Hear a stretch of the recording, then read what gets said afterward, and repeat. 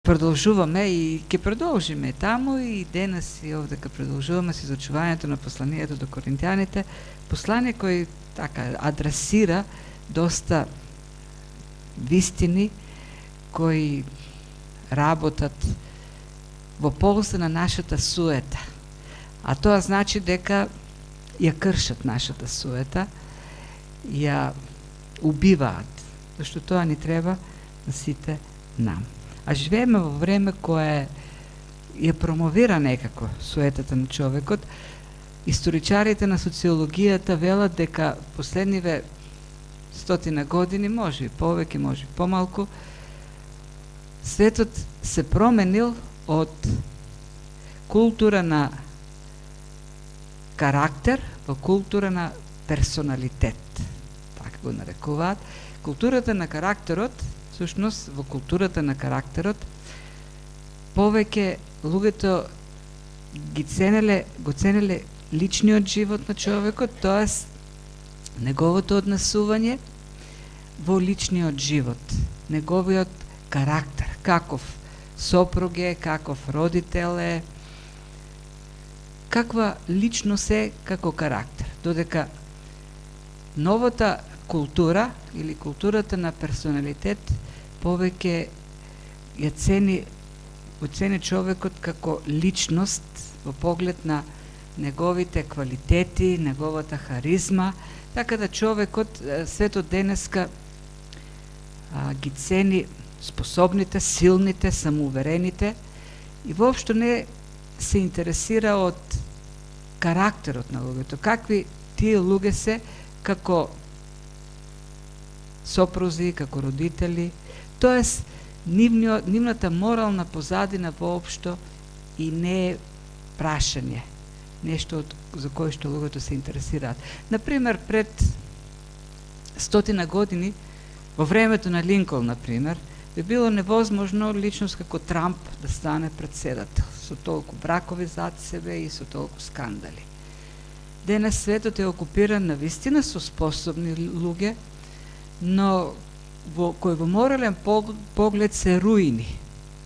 Дури, например, како модел на однесување за облека, за изглед, се стано повеќе зборени за женскиот свет, се така наречените старлети кои немаат никакво образование, кои не се посебно паметни, меѓутоа заради силиконите на градите, на задниците, на устата, стануваат се популарни и се модели за следени. Интересно е дека, например, млади личности, млади девојки кои студираат медицина, се инженери и така натаму, целосно се покорени во тој поглед од едни такви личности кои немаат пак и никакви други квалитети, освен нивниот изглед и скандалите што ги прават.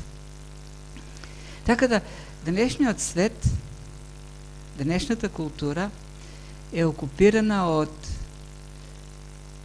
харизматични личности, тоа се бара перформанс.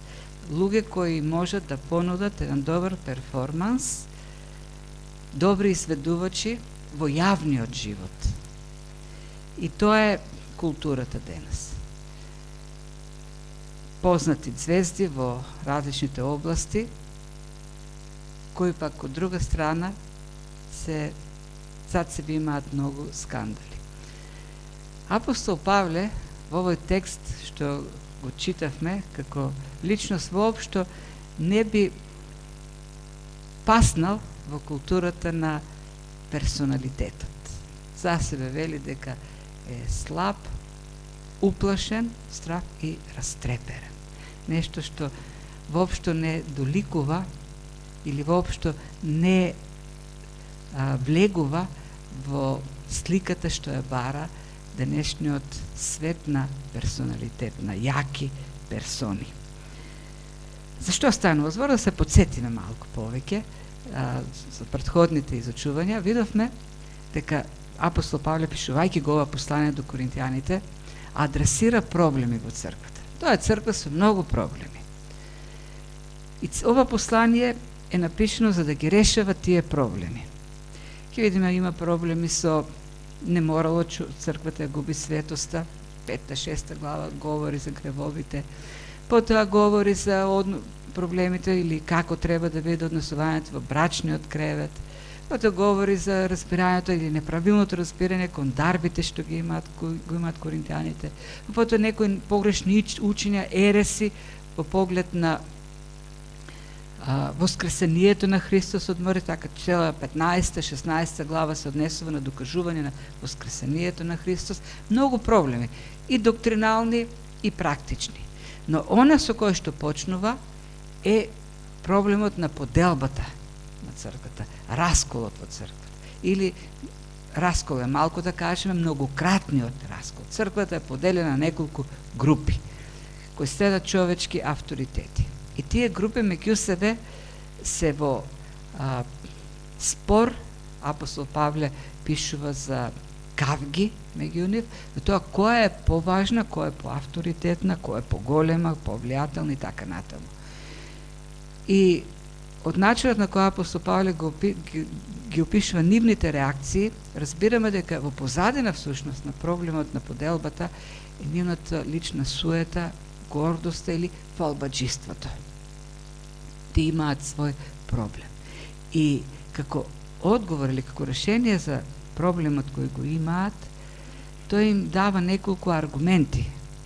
Почнува, например, во вториот дел на првата глава, од 18-25 стих, со пораката која тие ја чуле, а која според стандардите на светот е безумна, е глупава, нема никаква вредност. Во очите на еден Елин, таа порака е моронска, а во очите пак на еден Еврин е скандалозна.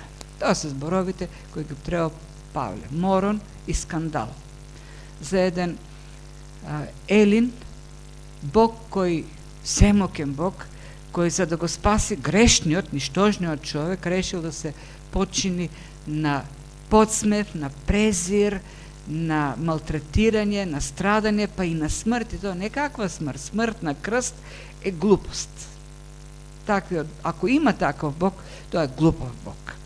И да се говори за таков Бог е глупост. А пак за еден Еврин, да се говори дека Месијата, кој треба да дојде со сила и да ги избави евреите од робство и да застане како славен цар на целиот свет, е тој Месија да се почини на презир, хулење, срам и смрт е скандалозно. И апостол Павле вели, пораката која што ја чувте, сама по себе е ништожна. И ви не може да се пофалите дека сте поверували од некој кој знае какво големо слово. Тоа е нешто безумно во човечките очи кој Бог го употреби за спасение.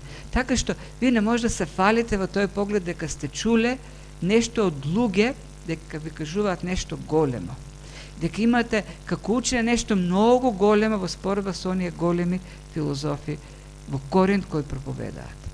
А пак и самите вие погледнете се.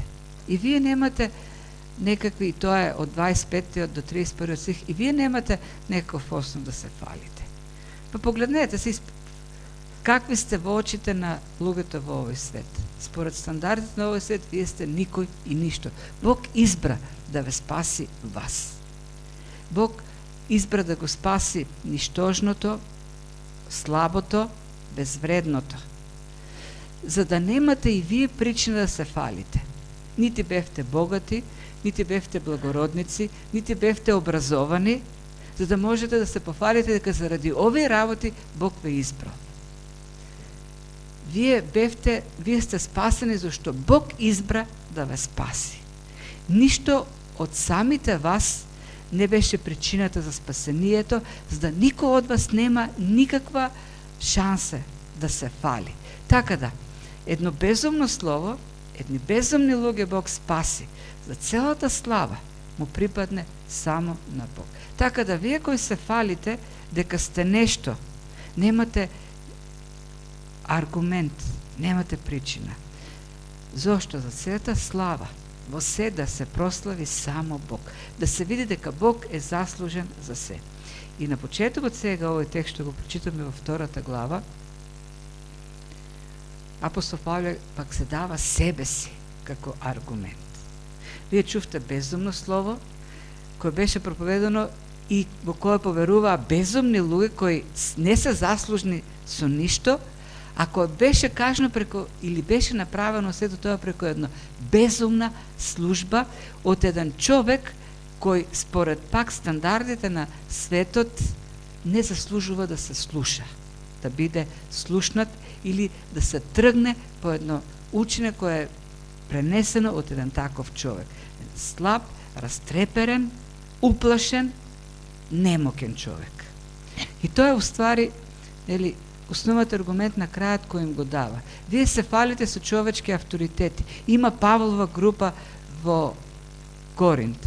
Што направи Павле за вас, за да се фалите со Павле? Па вие знаете каков беше Павле кога дојде. Вие поверувавте и Павле во ништо не е заслужен за вашата вера. Знаете каков бев меѓу вас. И затоа, имајќи во преди таа безумна или слаба служба, со едно безумно или слабо слово, сета слава треба да му припадне пак на крајот на Бог. И апостол Павле неколку пати потенцира дека, ствари, пак сето тоа се случило. Спасението на луѓето заради силата на Бог која се покажува во таа служба. Се да се подпре и верата и словото на силата на Бог и силата на Духот. И тоа е клучниот, тоа се клучните зборови во овој текст. Силата на Духот, Духот и силата Божја. Се случува заради силата Божја. Затоа ниту оние што слушаат добиваат фалба, ниту оној што говори добива фалба. Туку за се добива фалба единствено Бог. Тоа е, нели, поентата. Или силата и резултатот не се должи на персоналитетот, туку на Евангелието во кое действува силата на Духот. Ако силата на Духот не действува, нема действо она што се прави, службата која се врши. Апостол Павле, самиот тој е најдобрата илустрација. Тој самиот се дава како пример. Тој говори за својата слабост.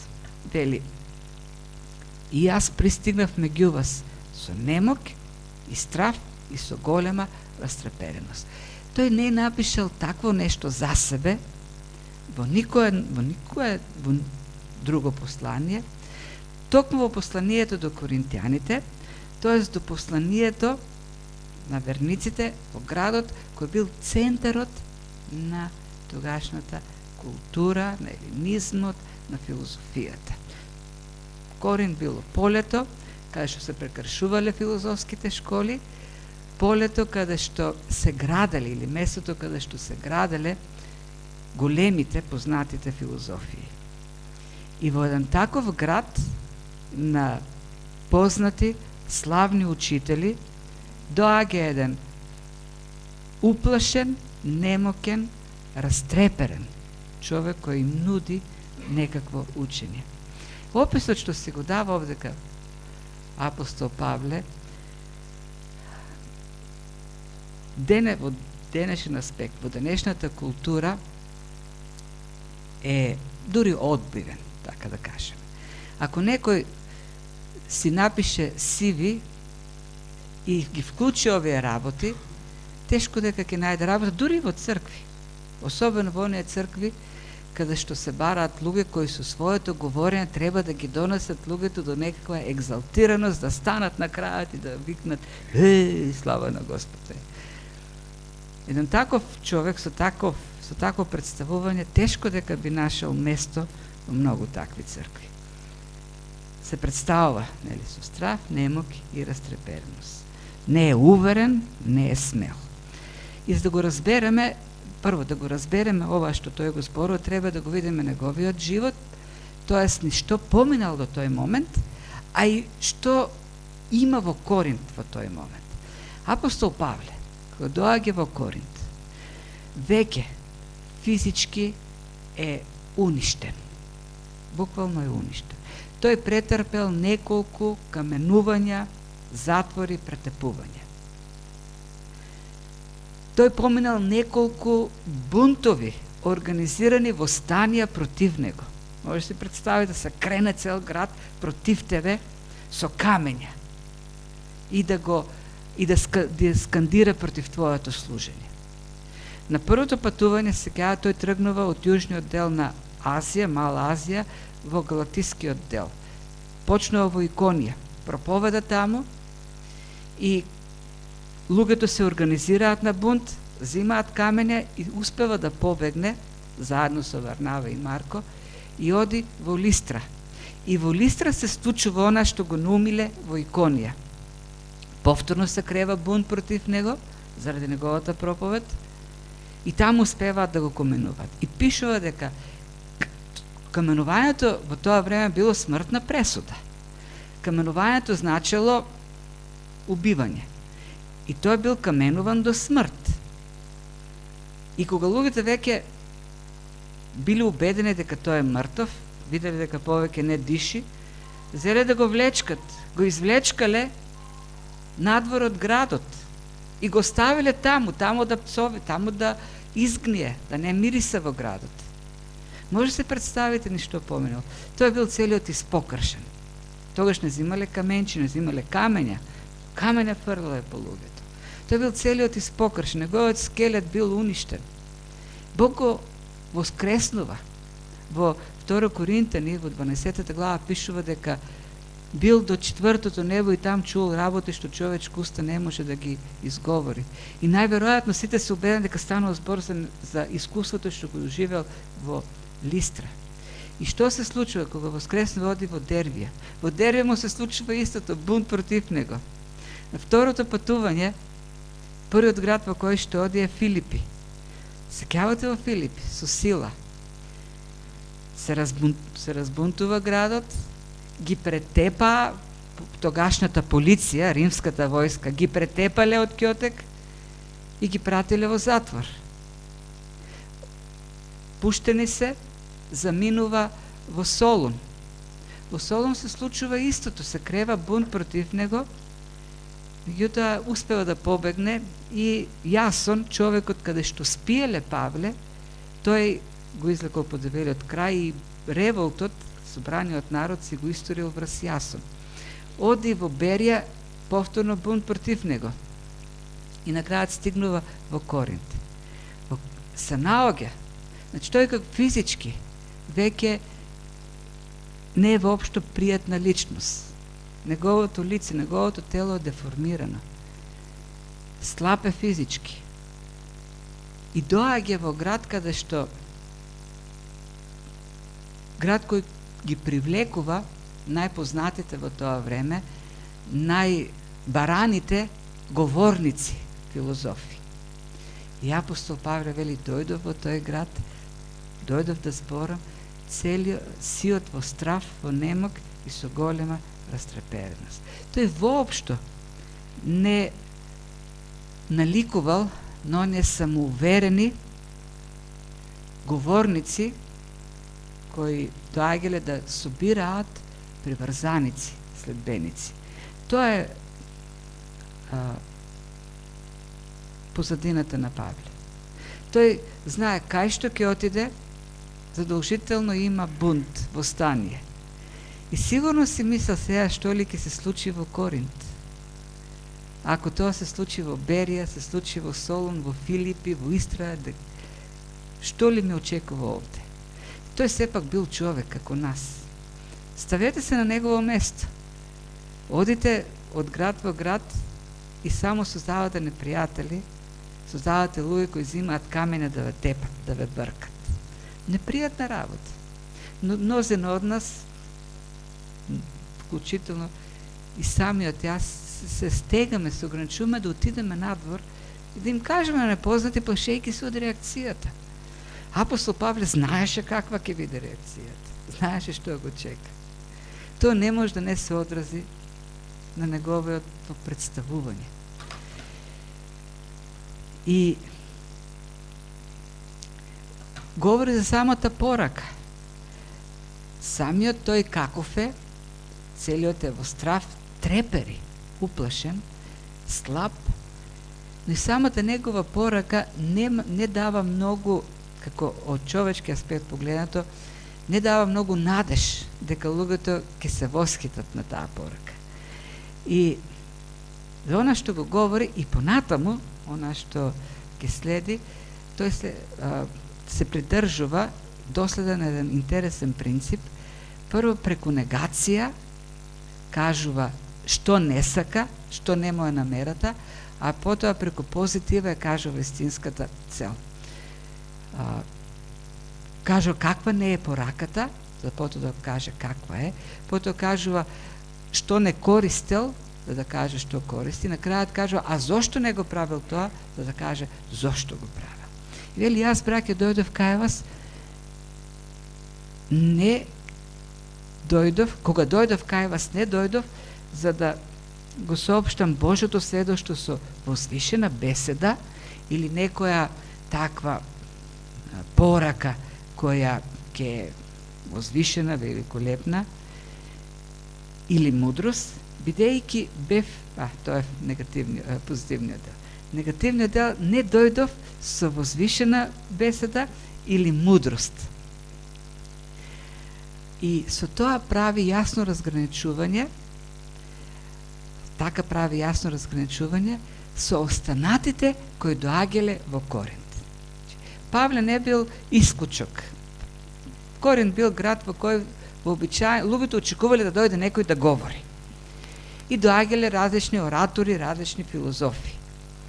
Оделе секаде каде што има народ, на пазари, на ареопази, на плоштади, секаде каде застанувале, собирале народ околу себе и целта било секој да привлече колку што може повеќе слушатели, а со тоа и повеќе приврзаници, следбеници, луѓе што ќе го следат.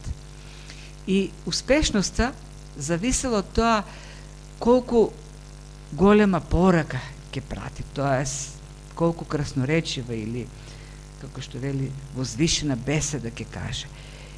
Или мудрост, тоа е општо познатите во тоа време техники и школи и конструкции ќе ги склопи и така ќе ги представи. Апостол Павле вели, не го правев тоа така, не се обидува воопшто да манипулирам со вас, да си играм со вашите чувства, да ве донесам во занес и така да стане, да се случи некоја екзалтирачка состојба во која што сите кажете, што збори овој. Воопшто не користел такви техники. Не сакал да ги гали нивните уши, тоа да им го кажува онаа што тие сакат да го слушат.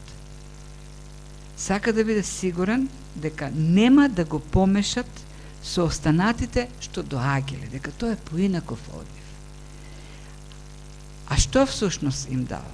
И зошто го правил тоа? Бидејќи бев решил да не знам меѓу вас ништо друго, освен за Христос и тоа распнатиот. Тоа не сакав да ви кажувам ништо друго. Јас сум решен, цврсто сум решен. Се што ќе ви кажам, да биде, да се однесува за Христос и тоа распнатиот. Тоа е архитектурата на Павловото служење. Дури ние не можеме да сватиме колку било тоа во тоа време важно за него. Ние живееме малку поинаков контекст. Далеко сме од сите тие тогашни контексти, од животните ситуации во кои тој живее. Но кога тој вели, ништо друго не сакам да зборувам и да знам, освен Христос распнатиот, с тоа тој кажува дека центарот, фокусот на се што прави, на се што говори е Христос распнатиот. Она што е соблазна или скандал или безумие, тоа е фокусот на мојата служба, зашто знам дека токму тоа е најпотребното за вас. За жал денес денес. Многу книги има, христијански книги. Многу. Но повеќето од нив, за жал, добро што има многу книги, но повеќето од нив не се однесуваат за Христос распнатиот. Тоа се повеќе техники, како да бидеш успешен, како да бидеш богат, како да менаџираш со ова, со она, како да имаш среќен живот. А Христос распнатиот, Евангелието како Евангелие, Словото како Слово отсуствува. Овие теми, интересно е, ги има и во самото послание. Например, тој пишува за брачното легло, пишува за многу работи, кои се чисто практични. Но фокусот секогаш во се е Христос, крстот, Евангелието. Се почива на Евангелието. Зашто знае дека тоа е потребно на човечката душа. Знае дека тоа очено и треба. А кој е неговиот метод? Прв пак почнува со она што не е негативното, она што тој не прифаќа. И јас пристапев меѓу вас со немок, со страх и со голема растрепереност, и словото мое и проповедта моја не се состоеше од уверливи зборови на човечка мудрост, туку во нешто друго. Неуверливи зборови на човечка мудрост. Тоест, во моето говорење не доминираше она што според стандардите на светот е прифатливо и она што се цени и што успева според човечките способности. Тоест, јас не се надавав и зашто знам дека успехот за спасението, за промената на вашите срца не се подпира на моите убедливи зборови, туку решението се крие на друго место. И треба да имаме предвид дека апостол Павле пишува овдека на луѓе кои поверувале. Тој пишува на верници. На луѓе кои чијшто срце Бог ги променил. И тоа преку порака, која не е со убедливи зборови, не е со човечка мудрост и од човек кој не соодветствува на разбирањата за прифатлив говорник во Коринт. И сепак луѓето поверувале. Сепак се покаяле. Сепак нивните срца биле променети. Како? Бидејќи тоа што го говорел, тоа што го проповедал, било исполнето со сила и дух. Така да. Неговата служба не се подпира на човечкото, туку се подпира на Божјото. Резултатот дошол, бидејќи тој се надавал, очекувал, барал во таа порака, во таа служба, во тие зборови, во тоа негово служење, во таа негова слабост, да се покаже духот и силата. Зашто единствено духот, преку силата што тој ќе ја внесе во службата, може да изврши промена.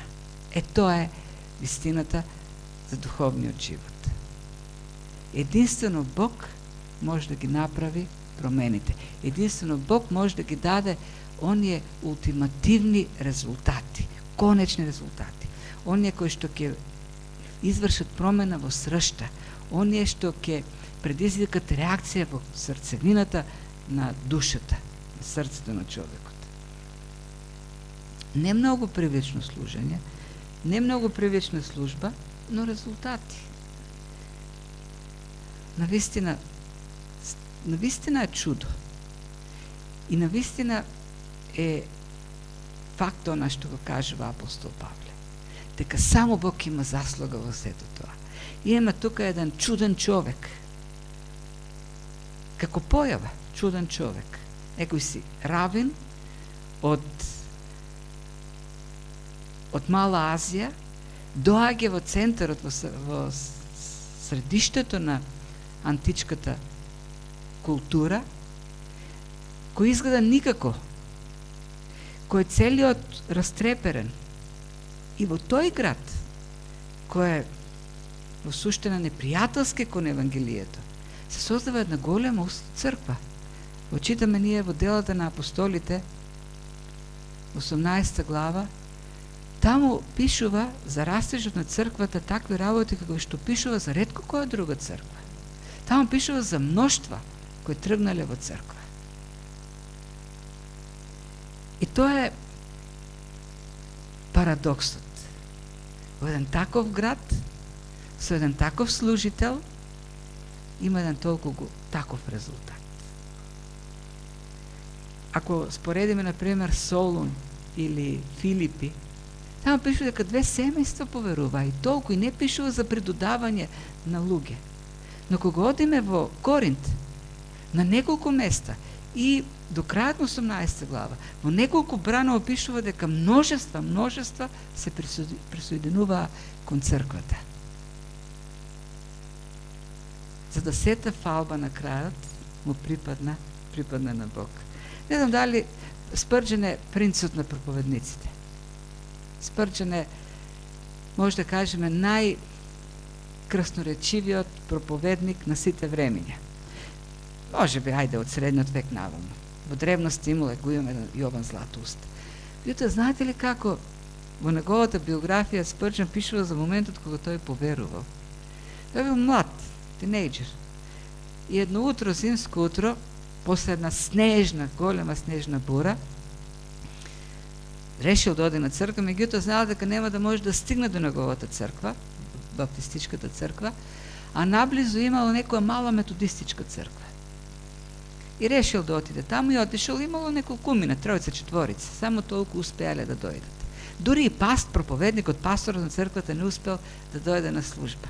И од оние тројца, четворица го испреле најписмениот од нив, некој што бара можел да прочита нешто од Библијата, некој си чевлар, и тој застал на амвонот и отворил на Исаја 45 глава 22 стих и некако успел едва да го прочита стихот. Стихот е: обратете се кон мене од сите земни краишта и јас ќе ве спасам. Го прочитал стихот и 5-6 минути пробал и кажал нешто, и кога завршил го забележал Спрџен, кој се уште не верувал, но одел на црква. Го погледнал, го препознал дека е нов и му рекол: ти изгледаш многу мизерно и да знаеш дека ќе си мизерен до крајот на живот и во смртта ќе си мизерен. Затоа обрати се кон Бог, обрни се кон Бог, зашто само Бог ти треба и ништо друго не ти треба, Бог ти треба. Погледни кон Исус. И повторил 2-3 пати. Не знал што друго да каже, му кажал: погледни кон Исус, погледни кон Исус. И Спрџен пишува во тој момент, и навистина вели, јас бев мизерен, и во тој момент темните облаци се тргнаа и јас го видов Исус. И Спрџен стана големиот Спрџен, принцот на проповедниците. Од пораката кој во тој момент Светиот Дух е исполнил со сила, работејќи пред еден таков ништожен човек. Што значи тоа? Тоа значи дека силата, резултатот доаѓа од Бог. Тоа не значи дека ние треба да останеме прости, неписмени и да не се трудиме. Во никој случај. Но во нас постојано да остане увереноста дека резултатот, дека таа промена во срцето на човекот не ја прави нашата способност, туку ја прави силата на Духот. Ние можеме да ги восхитиме луѓето. Ние можеме емотивно да ги растопиме. Ние можеме да ги доведеме до миг во кој ќе кажат: еј, колку се тие добри, колку убаво прават она што го прават. Меѓутоа, тоа нема да предизвика промена за спасение или промена за духовен растеж. Тоа го прави само Духот. Затоа многу е важно во службата што ја вршиме, постојано да ја бараме Божјата сила, постојано да работиме со зависност од нашиот Бог, кој прави сето тоа да има резултат. Па и оние што слушаат треба да внимават, зашто Има луѓе, доаѓале луѓе, скоро се случи тоа еден човек, праша, кај овој го нема, зошто? Па една од причините зашто доаѓаат, например, луѓе од таму, од онаму, кои не зборат добро, не знаат добро да проповедаат и така натаму. Ние не доаѓаме овдека да цениме дали некој добро проповеда или според светските стандарди, според стандардите на културата на персоналитетот. Ако очекуваме, ако доаѓаме така расположени, тогаш духот нема да работи во нас. Ако доаѓаме отворени, со отворени срца, Светиот Дух да го исполни со сила тоа што го слушаме, тогаш ќе се случува промената. Живееме во свет кој не бомбардира со своји стандарди, како што Словото постојано повторува. Како што небото е повисоко од земјата, така и Божјото е повисоко од човечкото. Божите стандарди, Божите критериуми, Божите правила се спротивни од оние кои што овој свет ги има. И на крајот мотивот на апостол Павле. Пак со една негација. Да верата ваша да не се подпира на човечката мудрост. Или тоа значи, со други зборови, што кажа, вашата вера, вашиот црковен живот, ова што го правите се, да не е подпрено на онаа што нема долгорочни резултати, човечката мудрост. Некаде може да биде и друго нешто. Некаде луѓето или верата на луѓето се подпираат на некакви служби во црквата. Некои може да бидат чисто социјални причини, може да бидат хуманитарни причини, може да бидат најразлични човечки. Бог вели, јас правев се што е можно, за да бидам сигурен дека кога тргнавте по мене, не тргнавте заради мене, туку тргнавте заради Христос и крстот.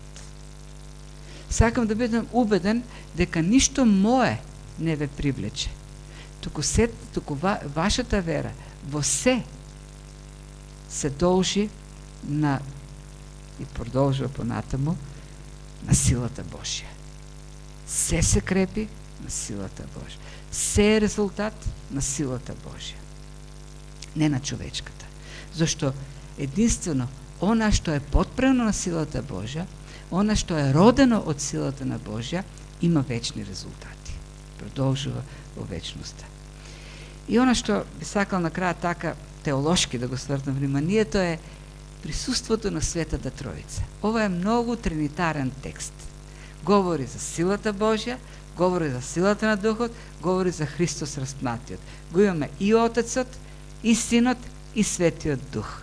Тоест, апостол Павле нарочно, зашто тој можеше пак да каже силата на Духот, меѓутоа вели силата Божја, со што јасно асоцира на Отецот. Сите се вклучени во спасението. Во службата, во вистинската служба, го имаме Христос распнатиот, пораката за распнатиот Христос, оној кој умре за нашето спасение. А таа порака па треба да влезе во вас преку силата на Духот. Силата на Духот треба да ја оживее. За вашата вера да се подпре на Бог, Отецот. Во него да биде, на него да биде подпрена вашата вера. Целата Света Троица е вклучена во сето тоа. И тоа она што, нели, го кажува апостол Павле како уште еден аргумент повеќе. Вие се фалите со мене, а се фалите со мене да се фалите самите вие. Со кого се фалите? Со него кој не значи ништо. Зошто? Зашто секој резултат на крајот на краиштата, се што се случи беше заради силата Божја, заради силата на Духот. И добро што е така, зашто тоа е гаранцијата дека вашето спасение е сигурно, дека вие сте на сигурен пат. И тоа е лекцијата и за нас. Ние сме слаби луѓе, зашто грешната природа се уште е во нас.